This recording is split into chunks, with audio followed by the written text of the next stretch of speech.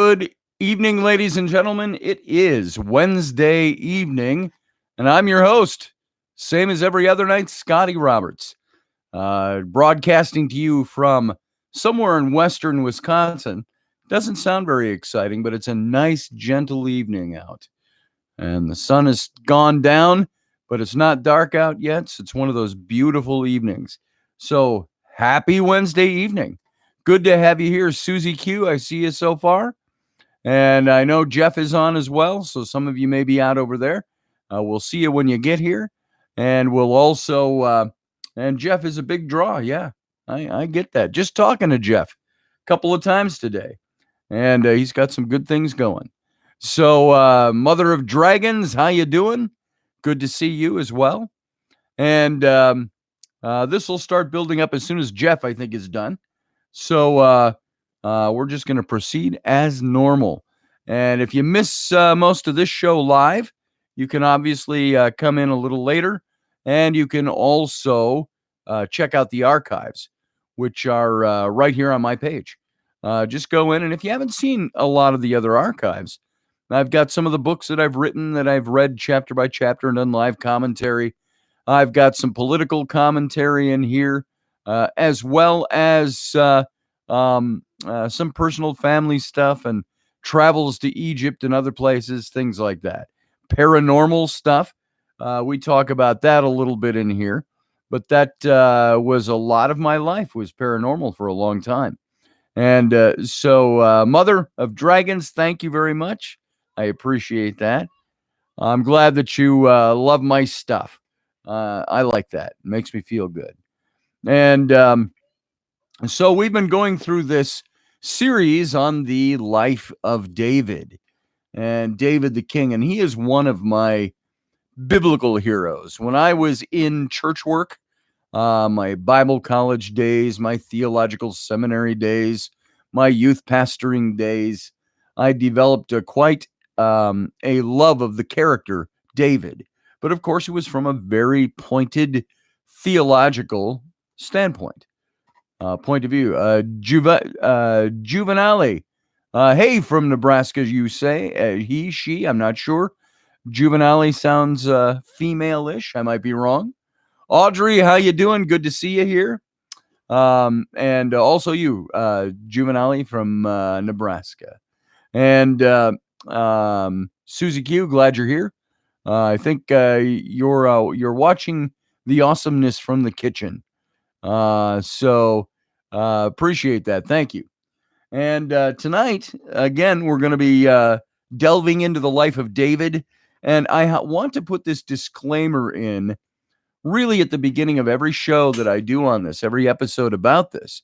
These studies on David are not meant to detract from your faith, if you have a personal faith that surrounds the character of David. Sorry, Juvenile, very male of you, very manly. That's such a manly name. And and appropriately so, because we're going to be talking about the manly King David. And so I'm not trying to detract from anybody's point of view theologically about David, the faith that you held. I held him very close.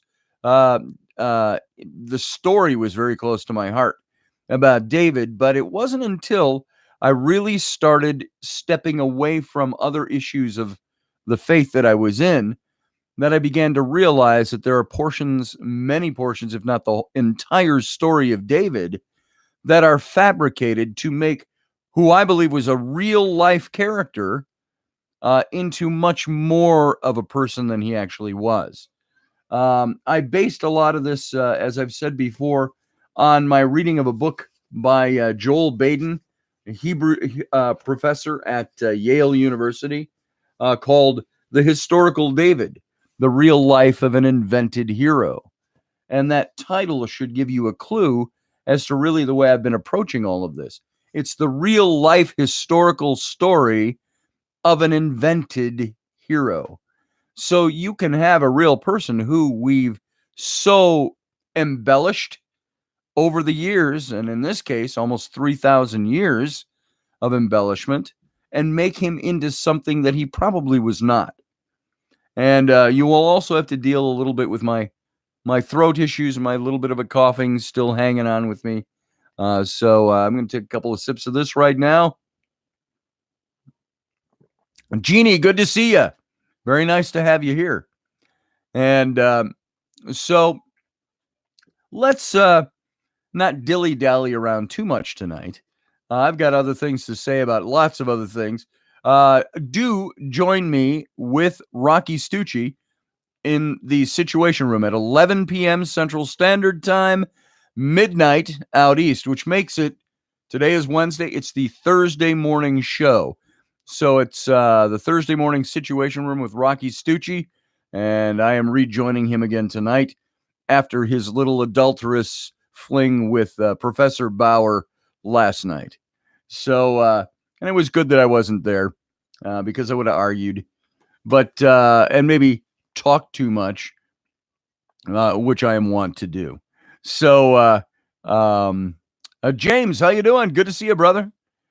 And so tonight, without any political current events talk to take us away at the beginning of the show, let's kind of dig into it here. And the story of David, even though there is archaeological evidence that he existed, and I think that there is enough written material, even in faith books, to say that the man existed and he was a unifying clan chieftain, so to speak, in Israel, in Judah, or Judea. He was from the Judean hill country. He was born in Bethlehem, which is about 7 miles outside of Jerusalem. And in that region of Israel, it's the hilly country. It's forested back in David's time. And this is where a lot of the clans, the family clans, the different tribes of the tribes of Israel, were spread out in this area. And the Philistines kind of had the coastal plain as you go toward the Mediterranean. So most of the inhabitants of Israel were in all these clan centers, family centers up in the hills, spotted around Jerusalem and in the north of Israel. And so this is where David rises from. He becomes almost like Joseph Campbell, who wrote his book, The Hero with a Thousand Faces.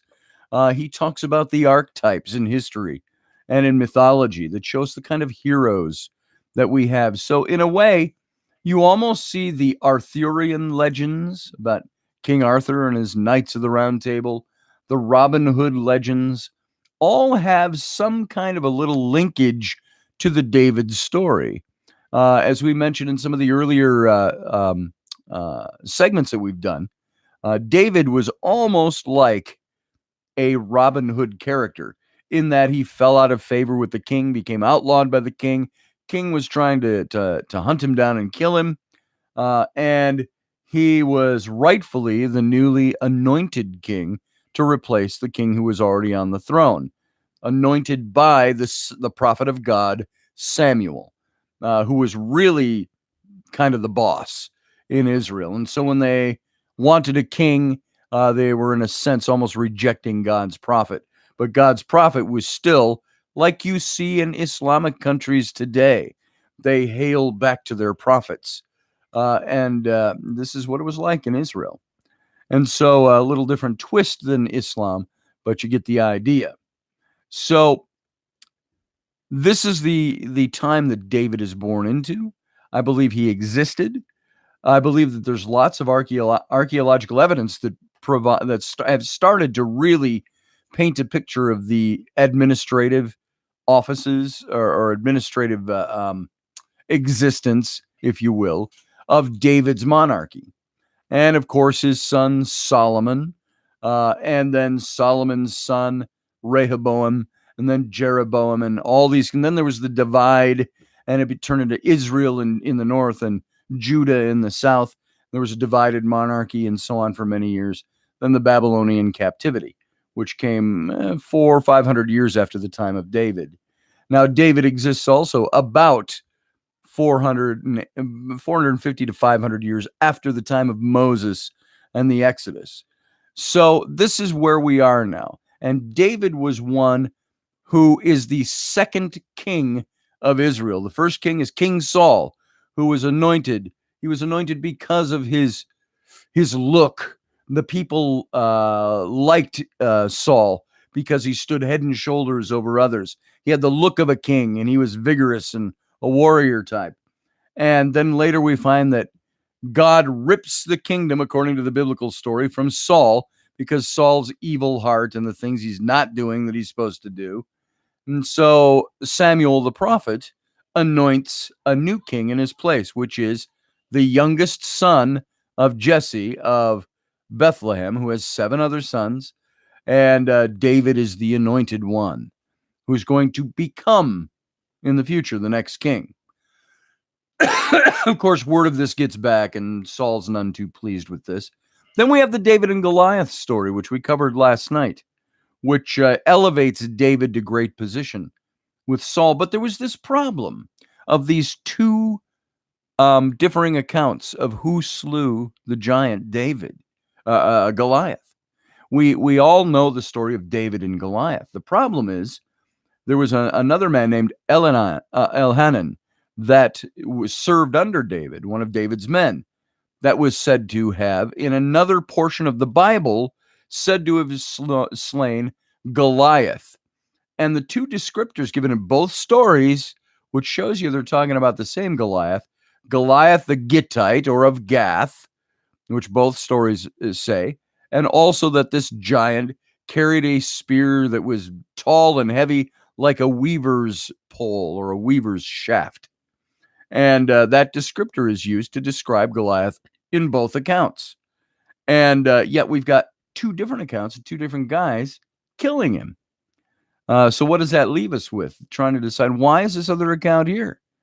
And because Elhanan, having killed Goliath, is in a list of other deeds of all sorts of other guys, the only thing you ever hear about him, the likelihood of Elhanan stealing the story of David killing Goliath, the great David, who became the king, who was the king's son-in-law, who was anointed by the prophet, all his mighty deeds of valor. For somebody like Elhanan to come along and steal that story is less likely than the scribes and the writers of David's life borrowing that or stealing that information from Elhanan's story. Most familiar stories that we know about King David, David slaying the great giant, may not have even happened. It may have been somebody else who did that. Now that brings us up to anything from Joseph Campbell is a great read. I agree with you, Giovanni. I hope I'm pronouncing that right. Juvenile. Is it juvenile? Or is it juvenile? Whichever. And see, she said it's here, Sue. It's good to see you. And Audrey, I think I said hi to Audrey. Good to see you, sweetheart. And so now I want us to get into this time that David spent in Saul's service. And so we're going to be backtracking a little bit on this to cover some of these events. But I want you to also notice that this is going to reveal a huge biblical cover-up. If you want to see cover-ups and if you want to see things that just aren't the way we were taught and it's been covered up, tonight's the night. And when we try to reconstruct anything about the life of the historical David, we're at this huge, significant historical disadvantage. Everything we know about David comes exclusively from the biblical accounts. There's no other writings about David anywhere. Now, there are some things archaeologically that speak of David and the house of David and so on. That's not where we get any information about his life, however. But we've already seen that the biblical authors are not above inventing episodes for the sake of portraying David in this really particularly positive light. This is the definition of apologetics. They're apologizing in a sense where the term is contrived from. They're apologizing for the lackluster life of David, and so they're building a new one. They're creating something. And the clues are there to suggest that David really did exist and even may have done some of the things described in the Bible. At least we think there are. So we're going to examine that a little bit. And after those chapters, there are no more mythical battle scenes and only a very few explicitly theological passages, which are easy enough to spot. And we'll point them out. And like the secret anointing in 1 Samuel 16 of David as a young man, the majority of this story is an ostensibly chronological recounting of the significant events in David's life, with this special concentration on his relationship with those around him, like Saul, Saul's son Jonathan, with the inhabitants of Judah, with the Philistines, with Saul's descendants, with his opponents, and with his children. And in virtually every part of the text, however, the program is identical to that of the first two chapters to demonstrate that David is a righteous man, that man after God's own heart. He's innocent of any wrongdoing. And he's fit to be the king who inaugurates this glorious dynasty, which starts with his son, Solomon.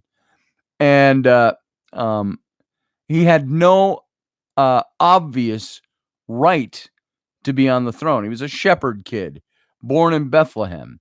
But this David narrative begins this well-established ancient literary genre, the apology, the apologetic. And we're remarkably fortunate to have an example of this genre from centuries just before the Bible began to be written. There are examples of exactly what's going on in David's story in the Old Testament that appear in the annals of history. And in the 13th century BCE, we're talking the 1200s BCE, a Hittite king named Hattusili promulgated an account of how he came to rule. Hattusili was the younger brother of his reigning Hittite monarch, a position of significant power, but one that didn't lead to the throne. You were the brother of the king. You didn't really have much of a chance to sitting on the throne yourself. And Hattusili's brother had a son, and so the kingship would by rights have passed to Hattusili's nephew, thereby skipping Hattusili. Hattusili explains in his text how he had been in charge of the Hittite armies under the reign of his elder brother, and how he enjoyed this success after success after success in battle, with the divine assistance of his patron goddess, whom he gives credit to. That's the spiritual aspect of his story. And evidently his nephew, upon gaining the throne, saw Hattusili's military victories and the favor the goddess bestowed on him and became envious, or probably none too little bit nervous. And the new king took away many of the properties that Hattusili had previously been granted. And soon enough, according to Hattusili, he sought my destruction, he says. He's speaking of his nephew. And of his brother. And Hattusili, however, claims to have shown great restraint. He says in his own work, he says, out of regard for the love of my brother, I did not react at all. And when he did eventually take over the kingship by capturing his nephew in battle, he did so not just of his own accord, but with the blessing of his deity, who, quote, had already early foretold kingship for me, end quote. And of the populace at large, all of Hatti supported me, was what he said. See where this is going? See how this sounds a bit like what's been going on in David's accounts? And what we have here is a man who had no right to the kingship, who was a great military leader and a great man in his own right. He was aided by divine providence in his story, whose successes aroused the envy of the king, who was unjustifiably pursued by the king, who proclaims his innocence, who's beloved by his deity and by the people of his land, and who, despite his station, becomes the king anyway. And to anyone who knows the story of David, this should sound really, really, really familiar. What Hattusili says for himself is almost exactly what the biblical authors say on David's behalf, as we'll see in detail as we go on here. This Hittite text has been called the Apology of Hattusili, and many scholars have seen fit to describe the narrative of David's life as the Apology of David. And now, not apology like, I'm sorry, I'm so sorry. No, I'm sorry. And that's what Rocky hears all the time, at least in his former days. No. It's like that line. You remember that line from the movie Billy Crystal and Robert De Niro, who I don't like watching anymore now. But Robert De Niro's a mob boss, and Billy Crystal's his psychoanalyst or his psychiatrist or something. And at one point, Billy Crystal stops and he goes, "Doesn't anybody ever tell you no?" And the De Niro character says, "Yeah, you know all the time. People tell me no all the time." I'm like, no, please don't know. So, anyway. So, the Apology of Hattusili is like the Apology of David.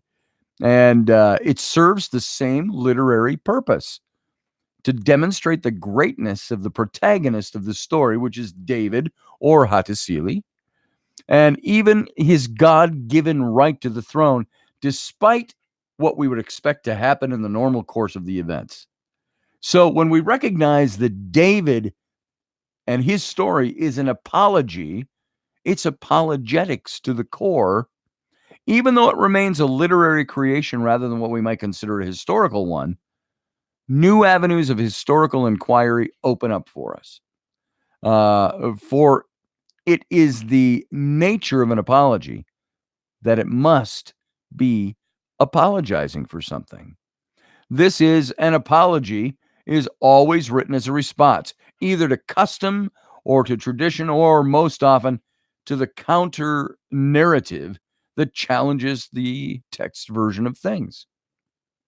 So, as we see in David's life. And if we understand the apology as an ancient version of political spin, if you will, spin doctoring the story, this notion is going to be obvious. In today's media-driven world, especially now, spin is always and only produced as a means of explaining something different from what one might think or from what others have said. So there's spin every day. This has a significant ramification for historical reconstruction, especially when it comes to the story of David. For with both spin and apology, there's no need to explain something that never happened. And the point of an apology is that something did, in fact, happen, and that something requires explanation. So understanding the David story as an apology, as I've mentioned several times already since we've started this little series, allows us to take three major steps. First, and broadly, we can reject the notion that David never existed. If the guy didn't exist, there's no need to create an apology for his life story. If David were invented, we are safe in assuming that many of the stories we read about him would never have even been told. If he was an invented guy, we would have an entire narrative that looked like the first two chapters of his life. If the Bible apologizes for David and his existence and his great deeds, then he must have existed. And this literary conclusion is borne out in dramatic fashion by the recent discovery of a late 9th century BCE inscription in Aramaic that refers to Judah as the house of David. This is one of the archaeological finds I was telling you about. It's the one thing to surmise that ancient Israel invented its glorious founder. It's quite another to think that a foreign people would also invent David. So David existed solely, and this is something you can take to the bank, something you can, excuse me, something that you can hang your hat on, is that if the Bible is presenting an apologetic of anybody, that apologetic would not exist if the person did not exist.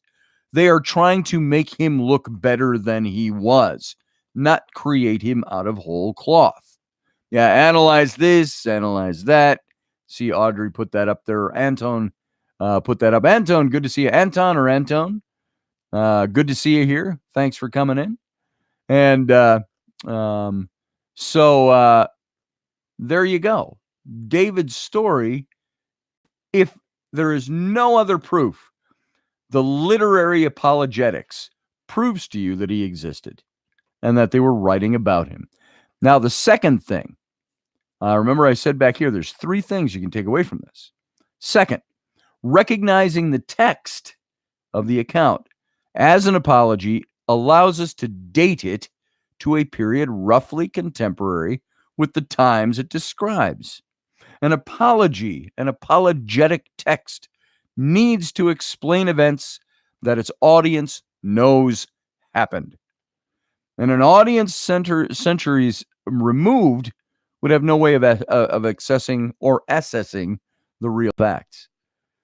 This is why the stories of David and Samuel are apologetic, whereas those in Chronicles, written some 6 centuries later, are not. Chronicles can tell the story however it wants, and so it leaves out everything, and almost anything that is potentially embarrassing for David. But Samuel doesn't have that freedom. It must therefore be from a period relatively close to David's own home, and people would recognize the person because they knew who he was, and they lived through his reign. So now, third, on the methodological front, once we know that we're reading an apology, we know what to look for and how to proceed. The historian's task when reading an apology is to identify those features of that text that brings to the level of apology. The cast David, the things that cast David in a flattering light, that justify his actions, frequently in unlikely ways. I mean, they go out of their way to justify what he's doing. David just murdered 3 men cold-blooded, but in his heart he knew he was serving God. That would be an apologetic put on top. It justifies what he's doing by way of whatever mode that they intend to invent to tell the story. And they cast David in this flattering light. They denigrate his opponents. And when those aspects are stripped away, we can see what it is that's being apologized for, what it is that David may have done or was thought to have done, that the Bible is eager to cast in a positive light. There is very little in the biblical text that we can rely on regarding David's life, believe it or not. Removal of the apologetic elements entails the removal of many narrative details, especially dialogue. There's so much dialogue in the story of David. That's dialogue between people, dialogue between David and God, dialogue between David and the prophet in a private session. Either somebody wrote this down as scribes do, or somebody wrote it later as an event, or somebody created that conversation later as an apologetic for what was going on. Removal of the apologetic elements entails the removal of all of those narrative details. And so the task of reconstruction has to be based in part on the biblical account and in larger part on what we know of the ancient world in which David would have lived. What do we know of the political structure, the social norms, the international relations, even the geography of the day? All these are going to play a part in filling out this vast, greater picture of David's life. And they help to explain who David was, what he did, and why he did the things he did. And when you read through and around the apologetics, you start to get to the basis of the story that lies within. And could David have sent Elhanan to kill Goliath and take credit for it? He might have, James. It says that Elhanan was a servant of David. He was one of David's mighty men of valor. And it lists a whole bunch of them. We went through them last night. Lists several of his men of valor who did mighty deeds. And Elhanan's killing of Goliath is right there. It's off the top of my memory serves. Let me look it up. Hold on. So it's worth reading again. 2 Samuel 19. Come on now. 19. And verse 21. I got this thin-paged Bible. See if this is it. Abishai, son of Zeruiah, answered. No, that's not it. Maybe it's 1 Samuel. No, it's supposed to be 2 Samuel. I've got the wrong passage in my head. It's 19:21. That's all I know. So it might have been 1 Samuel 19:21. It might be Chronicles 19:21. Let me just take a look at 1 Samuel. I don't think this is it. Maybe it's 21:19. I screwed that up, didn't I? Screwed the pooch. Nope, this is not it. Okay, I don't have it right in front of me. I'll look it up later. But there's the passage. There's a whole list of things his mighty men of valor did. Elhanan is just listed as Elhanan, the Bethlehemite, who killed Goliath, the Gittite, which means of Gath. And this giant had a spear that was like a weaver's pole. So there you go. Yeah, put it all in caps, Audrey says.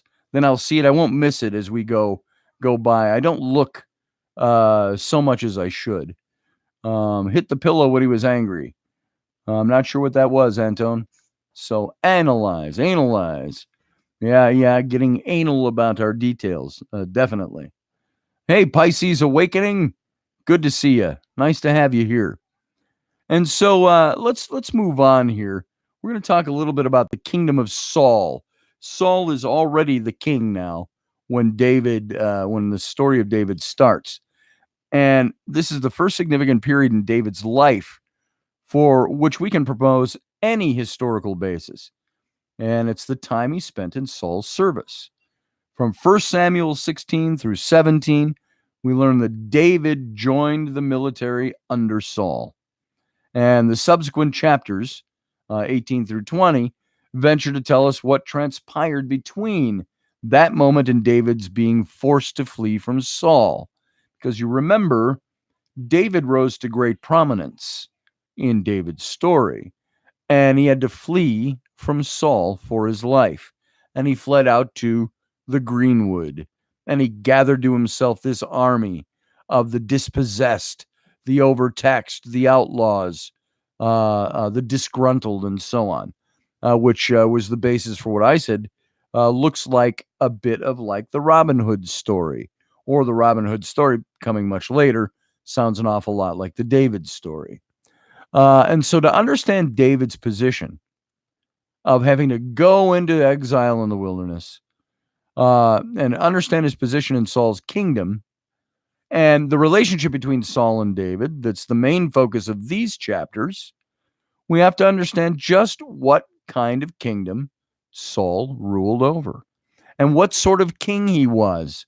And first we have to recognize what territory Saul could lay claim to. We use the term Israel to denote the entire nation.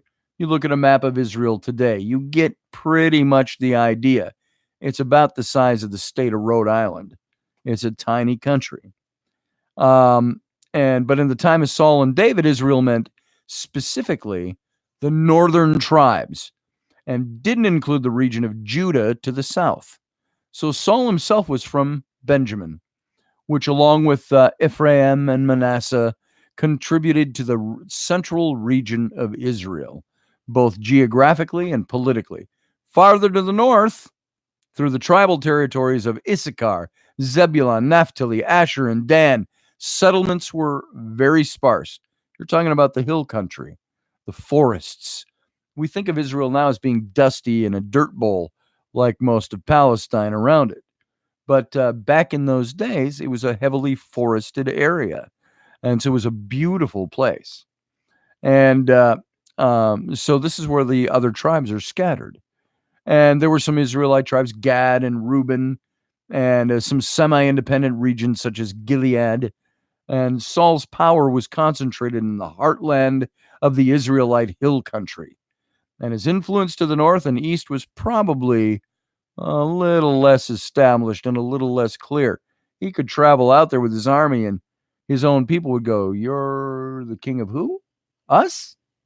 So, mass communication was tough back then, too. So Saul's reign in Israel was something of this grand experiment. Israel had never before had a king. And before Saul's time, there had never been an entity called Israel.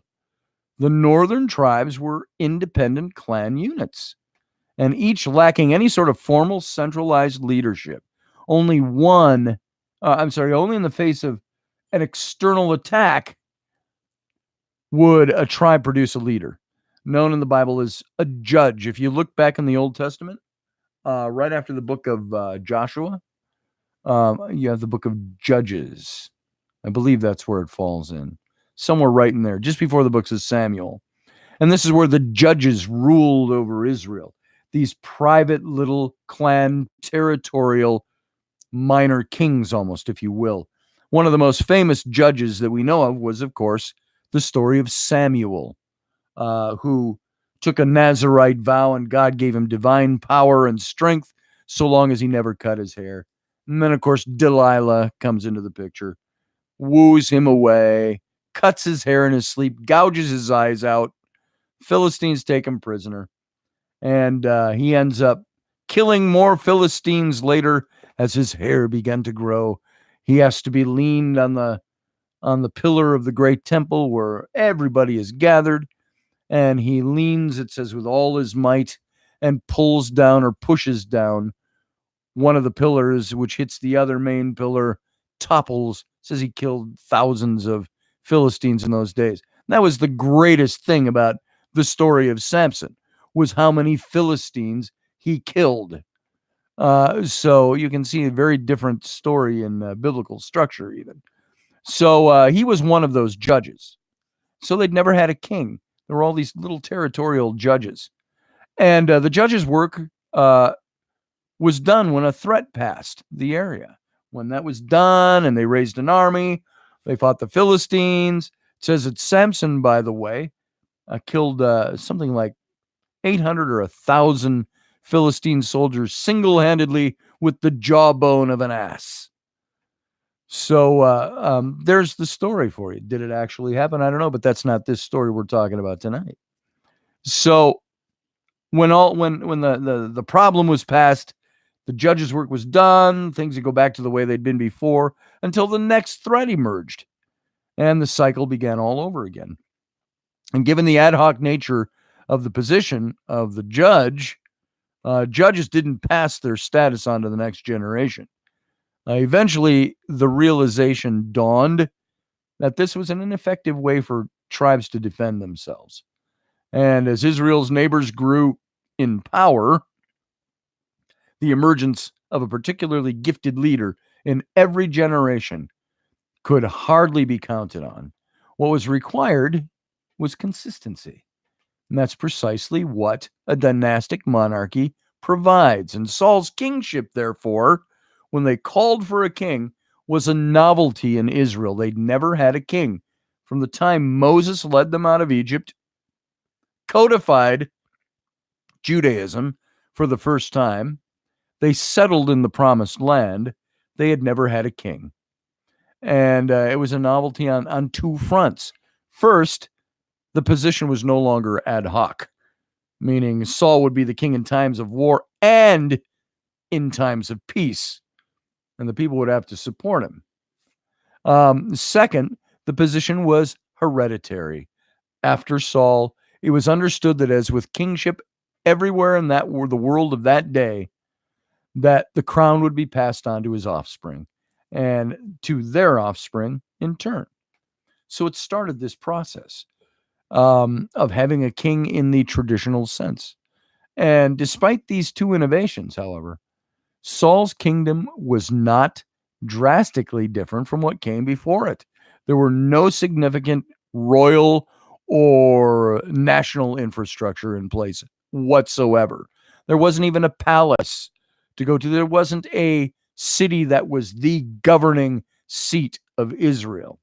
Saul had no palace. He had no proper capital. He ruled from beneath a tree in his hometown. It says in 1 Samuel 22. And the tribes continue to operate. And you know what that made me think of? It made me think of John Knox and the Covenanters during the reign of Mary, Queen of Scots. He was attempting her overthrow, or at least resisted her.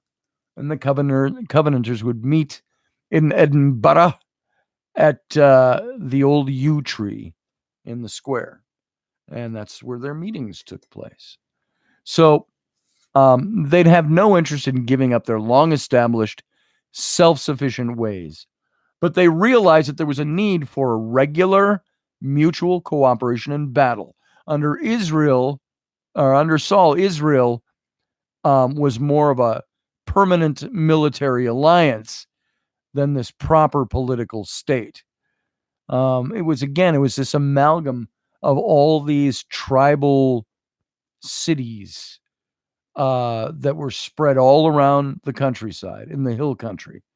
Imagine that, not having a government over you, really, of any sort. The judges stood as those who would defend them and gather armies from all the people when there was a time of trouble. Now that they had a monarch, things were going to change. There was going to be a proper political state in place. And Saul was really, more than anything, he was the commander-in-chief than a king. The Bible ascribes Saul no role on the national stage other than as a leader of the army. And his only recorded acts before David's arrival on the scene are set in military context, just as was the case with the judges who preceded him. Even Saul's military, his armies, it was not particularly advanced compared with those of his predecessors. In the days before Saul's monarchy, each tribe would muster its own troops under its own commander. All these little hill territories, they'd have their own troops under their own commanders and so on. Think of, if you're a student of history, think of Julius Caesar and his military excursions into Gaul. And think of the Celtic leader, Vercingetorix. And Vercingetorix was a clan chieftain amongst many Celtic clan chieftains. And they finally, after so much infighting, were able to coalesce and fight against Caesar. But there was a breakdown eventually. And the clan chieftains all wanted things their own way. I'm the ruler. No, I'm the ruler. And so on. It's like even in the story Braveheart, William Wallace, all those Scottish leaders that Baliol was supposedly the rightful king. But so every other clan chieftain thought he was the rightful king. And Vercingetorix, of course, eventually had to surrender to Caesar because he was betrayed by all the other leaders. And so this is the kind of situation you have brewing in Israel, is you've got all these clan leaders that were the leader of their clan, their little territory, but they needed a chief to guide them. And then they all probably wanted to argue who was going to be the chief. And so Saul's military was really formed during this period of time when there hadn't been a single leader over Israel. And on rare occasions, an external threat would be severe enough that multiple tribes could combine their forces with the understanding that one of the tribal officers would take the lead. And this is the situation described in the ancient poems of Judges, chapter 5. If you want to read something that's really very interesting to read, the history of Israel, but it's in the biblical sense. It's poems about the wars and the battles. Very interesting stuff. And there's a number of Israel's tribes that rally behind the prophetess Deborah, or Deborah, however you want to say her name. And her general was Barak. And, they might have been lovers. They might have been this and that, well, whatever. but they were both from the tribe of Naphtali. And there's no indication that Saul changed his basic system. Before he waged the first battle of his kingship, he sent messengers to each of the tribes. He'd call for their participation. And Saul had no standing army, at least not on the national level.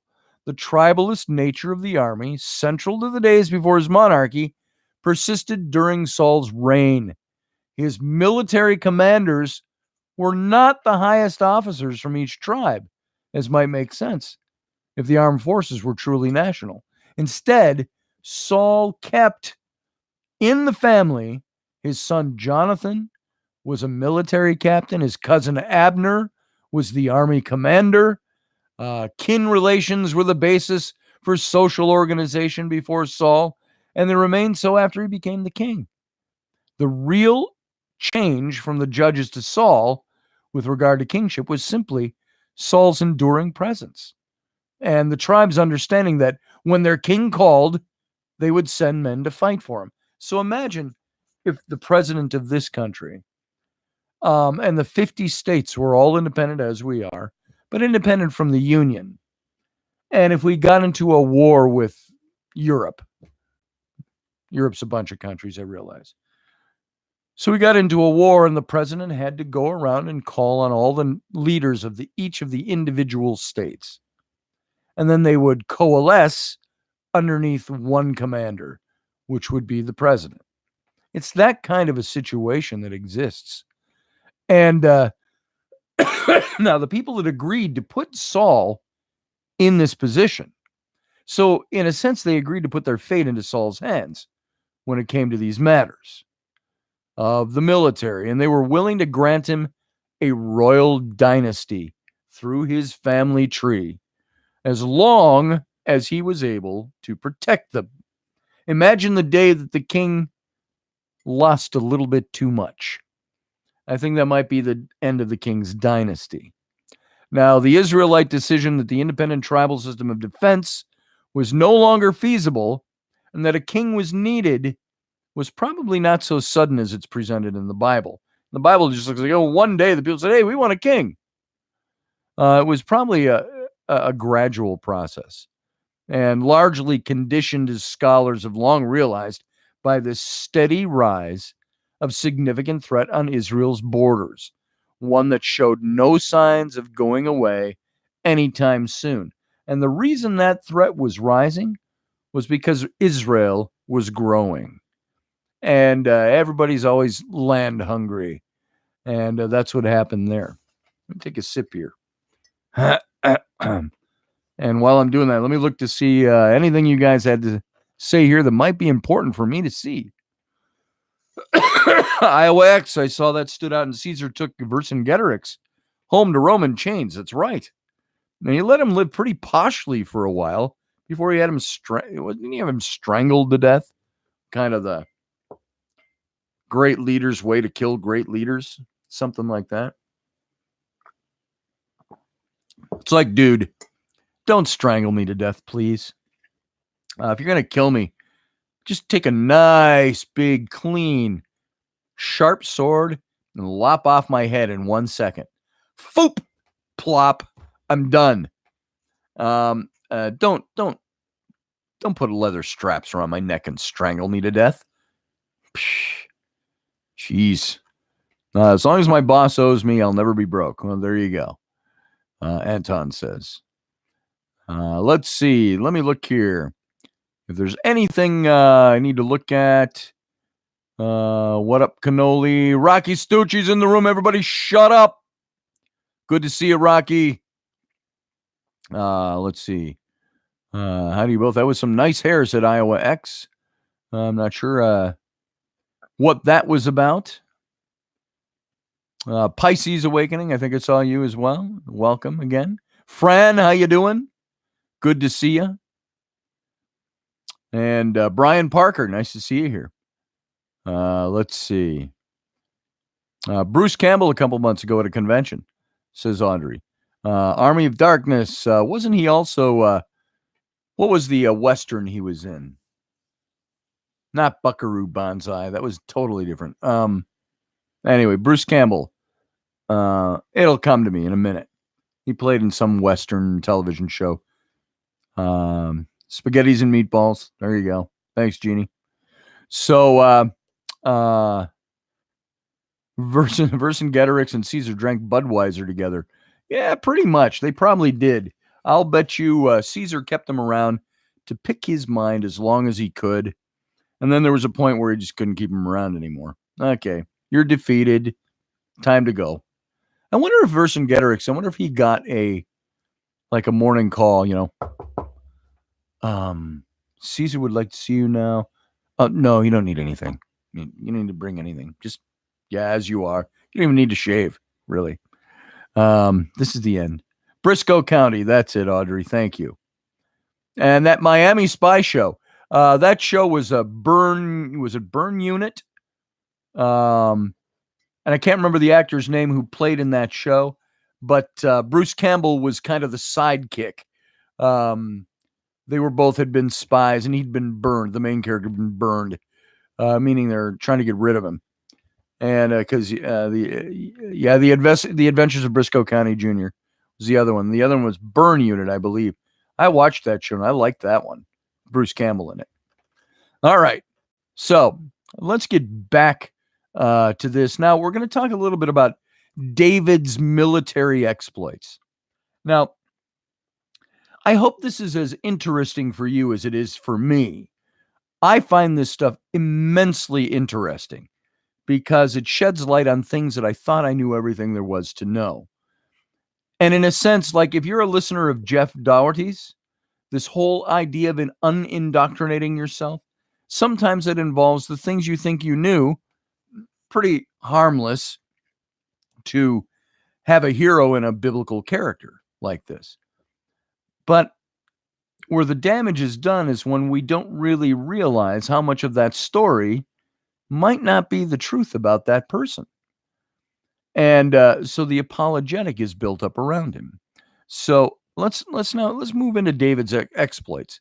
In the middle of the 12th century, about 2 centuries before David was born, a wave of mysterious immigrants arrived in Egypt and the Levant because they were ethnically diverse and came largely by ship. The Egyptian pharaoh Merneptah called them the Sea Peoples, and so they're still called today, the Sea Peoples. And the origin of the Sea Peoples are not really known with any certainty, but some of the names by which their subgroups were identified in the Egyptian inscriptions strongly suggest that they came from the Aegean, the Equish, the Achaeans, the Denian, the Greek Danans, the Sherden or the Sardinians, and the Sheklish, the Sicilians. Rocky's ears should perk up on that one. And the Sea Peoples tried to invade Egypt during the reign of Ramesses III, but were roundly defeated. Many then turned to the northeast to find less well-defended territories to settle. They seem to have succeeded. The scholars seem to think that the Sea Peoples may have been responsible for the collapse of the once mighty Hittite Empire in Anatolia, which is modern-day Turkey. But the most famous of the Sea Peoples were those who traveled the least distance from Egypt, who displaced the local inhabitants along the coast of Canaan. These were the Peleshet, or the Philistines. And the Philistine invasion of the coastal Canaan was swift. By the way, I do want to mention here that some of these Sea Peoples that came down and invaded Egypt, the Danaan being one of them, there are some who think that during the Exodus, now, there was the tribe of Dan that broke off from Moses. Rather than wander around in the desert, what? You're going to make us wander around in the desert for 40 years? Oy vey, no way. And they break off from Moses. They head north. And this tribe of Dan is thought by some to be the beginnings of the tribe or the Denian, or the Greek Danans, the Tuatha De Danann. If you recognize that term, the Tuatha De Danann are the ancient Celtic gods that were said to have descended from the skies. They were the gods from the heavens, and they went to war with the ancient Irish. and they were driven back into the hollow hills, and they became known as the Elven folk. These were the Tuatha De Danann, or the Tuath. And Rocky, if you'll remember this, you remember John at one time praying to the demons of the Tuat. And that's what this is, the Tuat, Tuat, to Tuatha. And so these bright shining princes from heaven. So very interesting stuff that it's thought the tribe of Dan came from. Hey, Lewis, good to see you. And better Nate than Lever. So Bubba Hotep, yeah, that was also Bruce Campbell. Good movie, folks. So getting back to it here, the Philistine invasion of the coastal Canaan was really fast. The archaeological record shows that almost immediately these Philistine sea peoples, they conquered and resettled 5 major Canaanite cities, known as the Philistine Pentapolis. It was Gaza, where you get the Gaza Strip today. So Gaza, Gath, Ekron, Ashdod, and Ashkelon. And within a generation, they'd spread even further. And it was just at this time that the earliest proto-Israelite communities were being settled in the hill country to the east. And it's likely, in fact, that the arrival of the Philistines really increased the early Israelite process of settlement, as coastal inhabitants were pushed eastward by the expanding Philistine culture. And so this displacement is probably reflected in the biblical stories about the tribe of Dan, which was forced from its original ancestral homeland on the coast to new inland territory far, far to the north. Now, what's far to the north, by the way, of Israel? If you remember us reading The Rise and Fall of the Nephilim, we talk about it. The north of Israel was Mount Armon, or Mount Hermon, which borders a three-sloped mountain that borders northern Israel from Lebanon. And that this is where, according to the book of Enoch, it is said that the sons of God, the Watchers, came down and touched foot on the slopes of Mount Hermon. And this is where the Anunnaki were to the north of that, up in the northern Lebanon and into the Euphrates River Valley and into what is now present-day Iraq. That this is the whole Anunnaki territory. And so this is where supposedly the tribe of Dan settled. Now, there's this disparity between the two peoples and these territories. They could hardly, and it's a disparity that could hardly be much greater than presented already. The coastal plain was occupied by the Philistines, had fertile soil, historically large cities. They were enriched by both agricultural abundance and these ancient trade routes between Egypt to the south and Mesopotamia to the north. And the Fertile Crescent area, which we just spoke of, the Tigris and Euphrates river valleys in Iraq. And the Central Highlands region, where the proto-Israelite communities emerged, and this is from east to west to east, moving inland in what is now Israel. It was difficult to work for farming. It required this specialized techniques to allow for even the most basic of agriculture in that region. And it was on no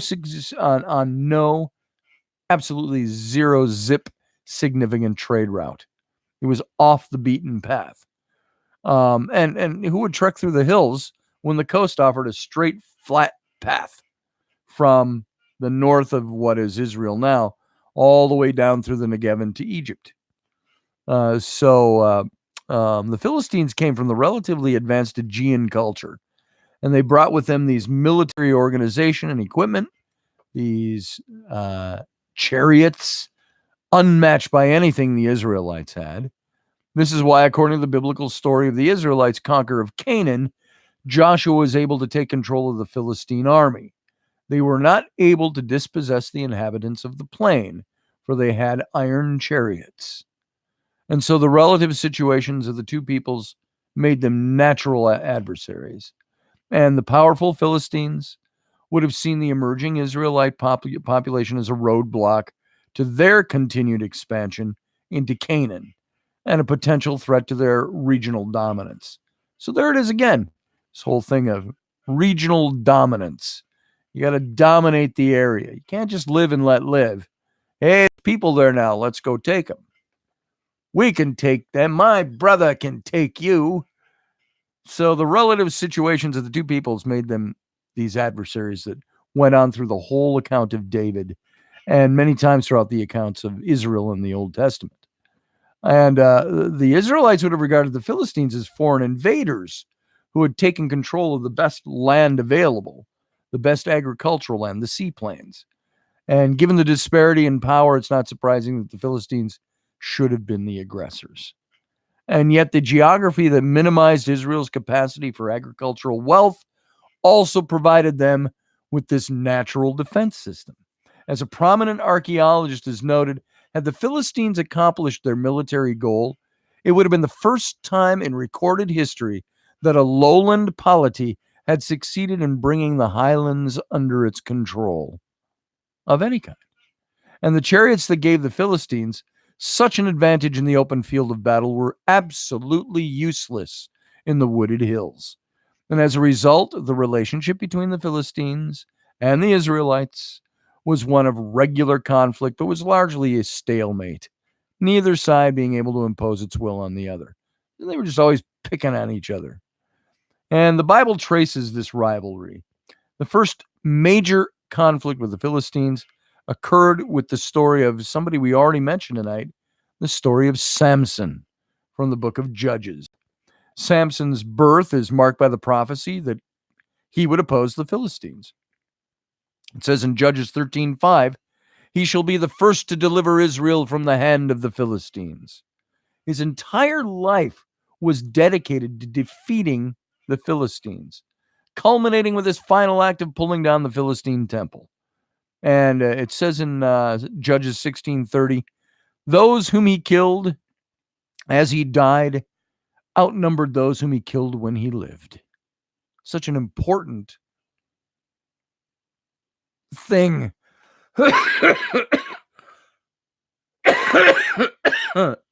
Pardon me. The more I talk, the more my voice gets this way. Such an important thing to be put over your head, huh? You killed more on the day you died than those you killed in your entire life. And the wars with the Philistines continue in the life of Samuel, the great prophet and judge, as recounted in 1 Samuel 4-7, during which the Philistines actually capture the Ark of the Covenant for 7 whole months. They carry it away. But you remember what happened with that story. God struck them with illness and so on. So finally, they brought the ark back and they just left it out in an open field and sent a messenger into the Israelites and said, your ark is back. We left it in the field by the big rock. As a matter of fact, you know what's very interesting? You can stand over that valley today and see the ancient road that's there. There's not a modern road on top of it. And there is still this big white, it looks like a standing stone, but it's leaning. It's really not a standing stone unless it had been placed there in antiquity. That stone is still there. And it said that the Philistines came up, they carried that ark with on a cart. They left the cart, they left the ox that pulled it, the ark on the cart, they left it all standing right there by that stone. It said, send a messenger, come and get it. We don't want it anymore. We're done. It's kind of a fun story in the context of the scripture itself. So, Jeannie Griffith, a scotch. I could use a scotch right now. Might soothe my throat a little bit. So, here you've got the Philistines even stole the Ark of the Covenant. So Saul, too, fights against the Philistines throughout his kingship. There was this constant war against the Philistines all the days of Saul. It says in 1 Samuel 14. And it's in this context that the Bible narrates the rise of David in the battle against Goliath, the champion of the Philistines. The biblical authors go to great lengths to make David out to be even better at fighting the Philistines than Saul had been, the king, the guy that was supposed to unite them all together to fight. And this process begins in the Goliath story. Saul Like the other Israelites, he's deathly afraid to face the giant by himself. But David steps forward into the breach. It continues in the accounts of David's repeated victories over the Philistines and reports the love of the troops and the populace at large for their young hero. Oh, God, everybody loved David, according to the story. According to the text, even Saul recognizes David's military prowess, and he appoints him as the head of the entire army. It says in 1 Samuel 18:5, David went out and was successful whenever Saul sent him, and Saul put him in command of all the fighting men, and this pleased all the people and Saul's courtiers as well. And we're repeatedly told in the scriptural account of David in his early life after the slaying of Goliath that David was always victorious in his battles. David was successful in all his undertakings, says 1 Samuel 18. The Philistine chiefs marched out to battle, and every time they marched out, David was more successful than all the other officers of Saul. 1 Samuel 18:30. David went out and fought the Philistines. He inflicted a great defeat upon them, and they fled before him. 19:8. And David is, in short, depicted as the absolute perfect, the most hugest, winningest general in Israel's history. And so his successors aren't lost on the army or the general populace of Israel. They laud David for his leadership. The women sang, it says, as they made merry, saying, now get this, imagine you're the king, you're riding in with David, and if you've got any kind of insecurities, all the women are singing on the sides of the roads. The women sang as they made merry, saying, Saul has slain his thousands, and David his tens of thousands. And all Israel and Judah loved David, for he marched before them. His reputation soared, says 18:30. Given that David seems to be constantly laying waste to Israel's greatest enemies, the Philistines, the popular response seems to be well-deserved. And more than mere appreciation is being expressed here, however. The people's love for David, as the Bible presents it, is both comparative, it's political. It's not that he's just this great military leader who's accomplished some great things. He's this great military leader, greater even than their own king, Saul, who slew his thousands, but David his tens of thousands. And this isn't a small matter, especially in those days. Saul's kingship was marked by his triumphs in battle. And after Saul had secured his kingship over Israel, he fought against all his enemies on every side, against the Moabites, the Ammonites, the Edomites, the kings of Zobah, and the Philistines, and whenever he turned, he worsted them. He was triumphant, defeating the Amalekites and saving Israel from the hands of those who plundered it. Saul's reputation, frankly, folks, was built on his military prowess. Yet in the matter of mere moments, these momentary drops in the bucket, at least narratively, David exceeded Saul in the people's eyes by a factor of 10. And who was he? He was the shepherd boy who killed Goliath the giant and has now been raised to great status in the army by the king. And on the military front, David is presented as this superstar. He's not only exceptionally successful in every battle, he's increasingly famous. He's beloved, and in ways that emphasizes superiority to Saul. And when we read the accounts of David's military career, brief though that they are in the Bible, we're witnessing the opening scenes of this swift rise toward the ultimate position of leadership in Israel. David, at least in military terms, has all the makings of the king. And from a literary perspective, this makes perfect sense. David's military successes and his superiority to Saul justify his eventual supplanting of Saul on the throne. Yet there are elements of the biblical account that should give reason for us to pause. Foremost among is the lack of specificity throughout. No places are named. It just says David beat all these guys and he's won his tens of thousands, but there's no places named. There's no military exploits that are detailed. Yet there are elements,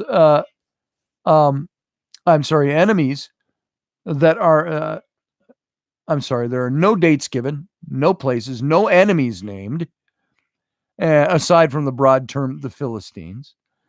This lack of information makes it impossible to judge the accuracy of the reports. And furthermore, the fact that every notice of a victory by David is followed directly by an attempt by Saul to have him killed, a topic that we're going to return to in a little bit here. And this suggests that these notices serve as an important literary function, highlighting of David's career, this valiant service, and Saul's incommensurately jealous response. What are we starting to get here in the Apologetic? What are you starting to see there?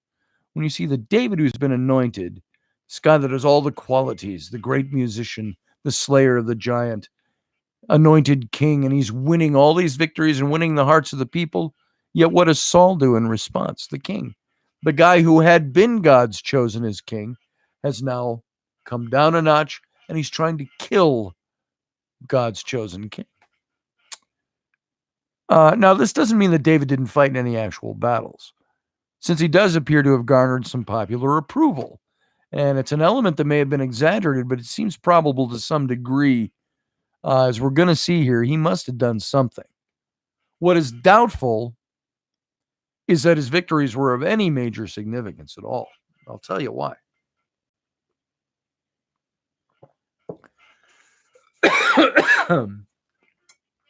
Please pardon my voice. One of these days it'll clear up again. So my doc, by the way, said it could be 4 to 6 weeks. F that nonsense, I say. So David wins battle after battle against Israel's great enemy. By the way, 300 years after David's death, during the reign of Hezekiah the king, the Bible tells us that Hezekiah was still trying to defeat and push back the Philistines into their territory. So they were a constant thorn in the side to Israel. And given the fact that they had the cities of Gaza, they lived along what is present-day Gaza Strip, and so on, you can see it's almost like the Palestinians, Hamas, all of that constantly fighting with Israel for territory, back and forth, all the politics. What you're seeing over there today was exactly what was going on 3,000 years ago. So it hasn't stopped. So why was David so lauded? What sort of victories did he enjoy? At the very least, we can say that there weren't major conquests of Philistine territory, because they were still fighting for it 300 years later. For one thing, the reports of David's victory lack any details. Not a single town or city or territory is named. We're told that David was successful, and that's it. Bottom line, boom, bang, bing. And had he captured a Philistine town, even a minor one, it surely would have been mentioned. David won his tens of thousands by capturing Ascalon. It doesn't say that. Or perhaps even reflected in the archaeological record. And the relationship between the Philistines and the Israelites during this period was very one-sided. The nascent state of Israel may have had some vague expansionist ambitions, but it was the Philistines, well established along the coastline for 200 years, who had all the power. Success from the Israelite side meant repulsing Philistine advances, not conquering any Philistine territory proper. Even this sort of defense success was considered remarkable and even divinely aided, given the relative strength of the two forces. It says in 1 Samuel 7:13, the Philistines were subdued and did not enter the territory of Israel again. And the hand of the Lord was against the Philistines. So there were these momentary truces. There was this restoration of captured Israelite territory, and not the reverse. And the towns that the Philistines had taken from Israel were restored to Israel. Israel recovered all its territory from the hands of the Philistines, but then the Philistines would come in and grab it again. So it's this little back and forth thing. So if David's victories weren't offensive in nature, then perhaps they were defensive. And this is what's portrayed in the Goliath story. That was a defensive move. And after David slew Goliath, the Israelite victory consists of driving the Philistines back to their proper territory. And still, there's no named towns in that account. Major biblical battles, even fictional ones, as in the case of Goliath, are virtually always located somewhere. So what does it mean that David's famous victories are essentially placeless? At the beginning of the first millennium BCE, neither Israel nor Philistia was a politically defined state, as we understand the word today. There were no cartographers to draw the lines. Let's see, there was clear demarcations would come only with the subjugation of Canaan by foreign empires like the Assyrians, the Babylonians, the Persians, the Greeks, the Romans. Those are the ones that divided the land into these administrative districts for taxation purposes. And the inhabitants of Canaan lived in city-states with surrounding villages and agricultural lands that fell under the spheres of influence. So Israel was really pretty disorganized as a nation. And while the Philistines had the great cities, they still had this back and forth geopolitical situation that meant scouting and raiding parties moved constantly back and forth between Israel and Philistia. As much today as regular skirmishes occur in the spaces between nations, such as between Pakistan and India. These sorts of minor encounters happen in uninhabited and unnamed locations. So is this what we're reading about in the Bible? In short, really, these sorts of small skirmishes fit perfectly, not only with the historical situation, but with the biblical description of David as having been constantly successful in all his undertakings, quote unquote. And every time the Philistines marched out, quote unquote. David fought at the head of Saul's troops for what would appear to be only a relatively short period of time. It would be surprising if numerous major battles had occurred during those few months, or perhaps those years. But we would expect there to have been a constant series of border skirmishes. But we don't hear of any of those. We don't hear of any of those in the scripture. We have to also note that this description of David's military role suggests that he was not, in fact, the head of all of Israel's armed forces. Now, I had always learned him to be the captain of the king's bodyguard, was what he was put into, or the captain of the king's private army is who he was. And at the turn of the year, the season when the kings go out to battle, it says about one of his forays, it used to mark time, this position. It was granted that way. But should the king be unable to go, that job would fall to the next in line for the throne. This was more than a matter of training, and this is more than likely, if it wasn't the prince, Saul's son Jonathan, David would have been that person. So Saul chooses 3,000 men to fight this battle that's coming up now. And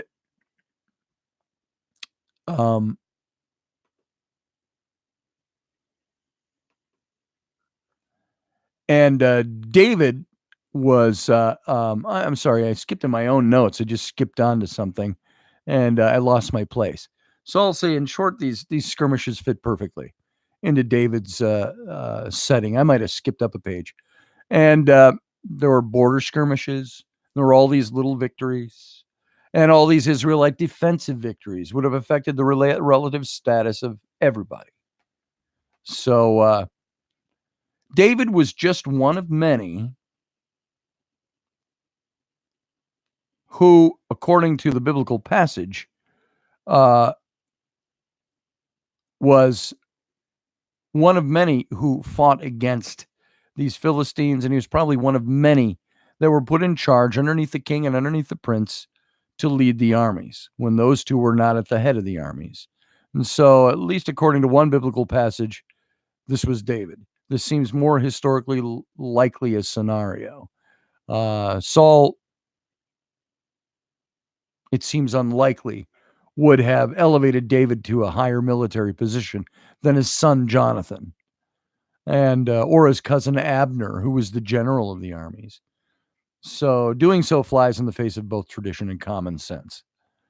And we, I think, can better describe or define David's role by considering his homeland, the territory of Judah. As we've already noted, Judah was not officially part of Saul's kingdom, yet it was a crucial part of Israel and their defense against the Philistines. So I think this is where David came in.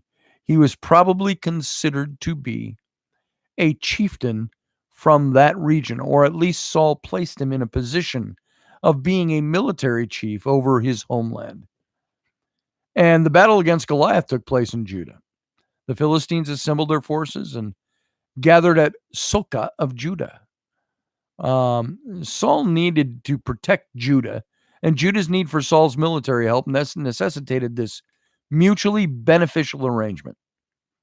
And such arrangements were standard practice in early Israel. And David presumably rose to his position by proving himself capable, or at least intelligent enough, to hold this position that Saul gave him. And he was a self-standing political unit. David would have been responsible for warding off the constant minor incursions of the Philistines into his territory. And as part of the larger Israelite defense strategy, he would have reported to Saul and been considered an arm of Saul's royal forces. So the best historical description of David's military career under Saul is that as an officer, not a general, who had some minor successes in battle. Now, David probably was responsible for defending this porous Judahite frontier region against minor excursion, this hill country. And at least it's easy enough to see how David's role could be presented that way to the populace. And so it's very much a part of the biblical author's program to exaggerate David's successes. As we saw in the previous chapter, they're even willing to take these semi-mythical victories of lesser-known warriors, and they attribute them to David. As we saw in that list that included Elhanan. And so David is shown to be worthy of the kingship in terms that were most important to the fledgling Israelite state. And that's that he could handle himself with a sword and he could defend the region. And in today's world, exaggerating or embellishing one's own accomplishments is kind of frowned upon. You look at... I'm sorry about my throat, folks. Coming to an end here pretty soon tonight. Wow. Obama's Secretary of State, John Kerry. Well, we know it was also Hillary Clinton, but John Kerry, what was I going to say about him? His story of embellishment, talking about his experiences on the riverboats in Vietnam, when we found out he wasn't there at all. Or even Hillary Clinton saying they had to run from helicopters on the tarmac because they were being fired at in the Middle East, when we find out nothing of this sort ever happened. Yet nobody holds her responsible for that lie, except her detractors. So it becomes a thing of the detractors are obviously trying to give Hillary a bad time. So this is the kind of thing you're seeing. These types of exaggerations in the current political world are big no-nos. They're taboo. In the ancient world, however, these exaggerations were standard literary practice. Scholars have noted that something very similar occurs in the royal annals of the Assyrian king Tiglath-Pileser I. He reigned about a century before David. Tiglath-Pileser boldly proclaims that he conquered the land of Kathmuhu in its entirety. Katmuhu. I don't know if that's Kathmandu, an ancient rendering of that, which would seem more impressive were it not that he evidently had to go back the next year and conquer it all over again, just as David seems to have had to repeatedly defeat the Philistines. So conquest in the eye of the conqueror. In the case of Tiglath-Pileser, he counted as conquered everything from those territories he fully annexed to those he merely looted before withdrawing his troops. And as one biblical scholars put it, in Assyrian royal inscriptions, the torching of a grain field is the conquest of a whole territory behind it. So David might have come in and slaughtered somebody's sheep in Philistine territory and claimed victory over the Philistines. So we don't have royal annals from the ancient Israel, though they may well have existed. What we have instead, serving the same self-congratulatory function, are the biblical narratives that appear as apologetics. And what Tiglath-Pileser does in his annals is what the biblical authors do in 1 Samuel. They credit David with all these great, laudable victories for military encounters that failed to register on the larger political stage.